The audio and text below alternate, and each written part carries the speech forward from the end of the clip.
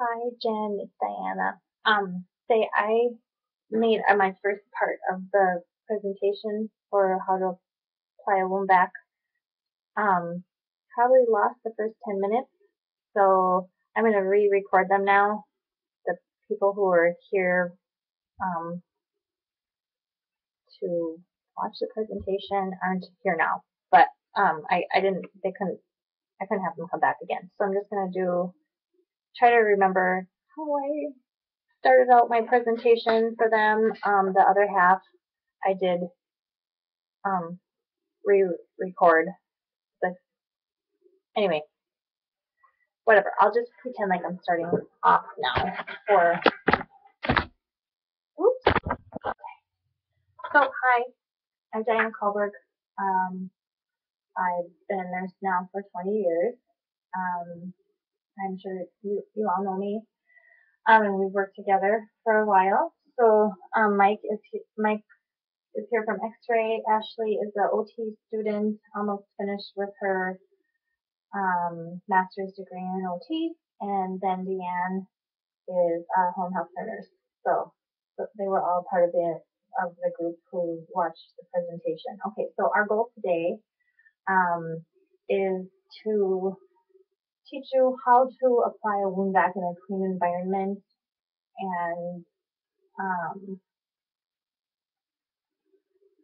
by applying a wound vac successfully, you know you've had success if when you hook your wound vac up, it has no air leak and it's a closed suctioning system.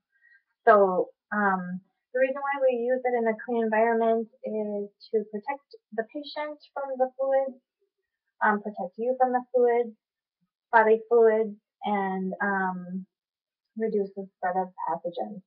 Obviously, if you're applying a wound vac in the OR, that is a sterile environment, and that's something different. So that process remains sterile, but typically a wound vac is just placed as an outpatient basis or in the home for home care um, people. So let's see.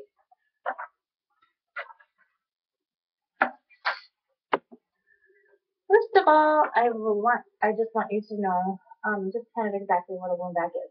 So it's a closed suctioning system that's used for wound care. They've been using them since the 1990s and really made some progress with um, the engineering of the wound vac, and now it really shows the most promising results of any wound care system that currently is in place. So if you look at your handouts, um, we have some of the stages of wounds that you can apply a wound vac to, and it's all 4 stages of the wound. So I think probably what will sound more familiar rather than stage 1, 2, and 3 is just as you can see the list of wounds that a wound vac is um, applied to chronic wounds, acute wounds, traumatic, dehisced wounds. So if you have your incision that has opened up, um, partial thickness wounds, graft, venous insufficiency wounds, diabetic wounds, and of course pressure ulcers. Um, there are quite a few different contraindications for wound vac placement. The first one is that we do typically see a lot of wounds with some eschar in them.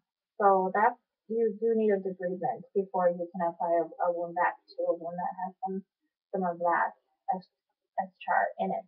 So you cannot place the wound vac directly on a bone, directly on nerves, directly on something that is actively bleeding. So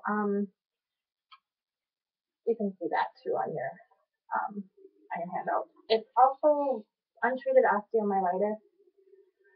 Um, so other than that, the wounds that I mentioned before are what we can use a wound vac for. So let me continue on with letting you know of a patient who's a friend, had a C-section, went in for her post-op, but she's still having a lot of incisional pain. She has type 2 diabetes, type 2 obesity. Her OBGYN was, like, of course you're going to have a lot of pain. Again, went in 4 weeks later, still having a lot of incisional pain, unable to sleep. Got sent home. I think it was week 7 that she had her, found her,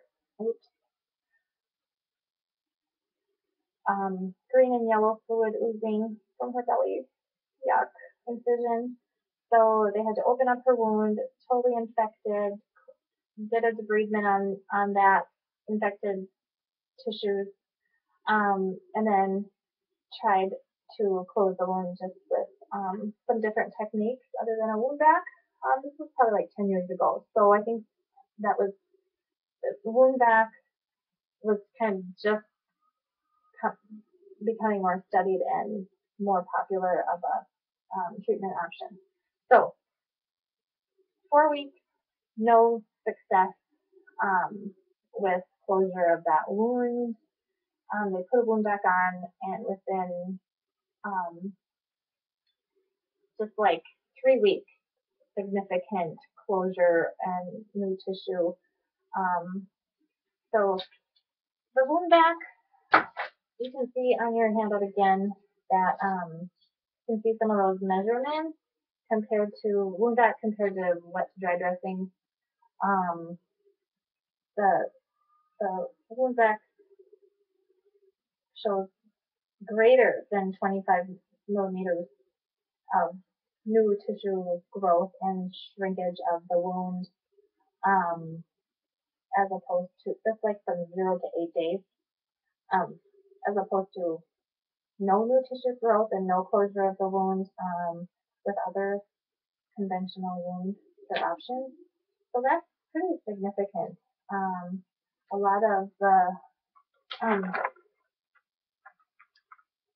the research, and you can see, they're on that other page there of, it has measurements and then some other facts there too. The bacterial growth in a wound vac, when they tested the wounds for the bacterial counts and the different colonizations,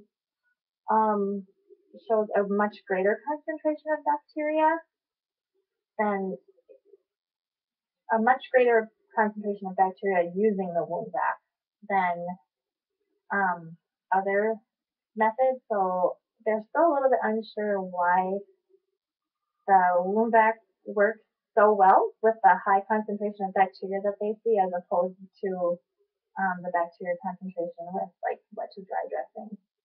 So, but the research does speak for itself, and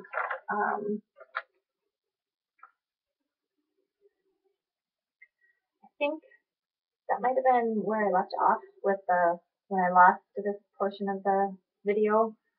So the next portion of the video that you'll watch is actually from earlier today when I had the group in a different room, and we started with what supplies we'll need and some different hands-on type of things.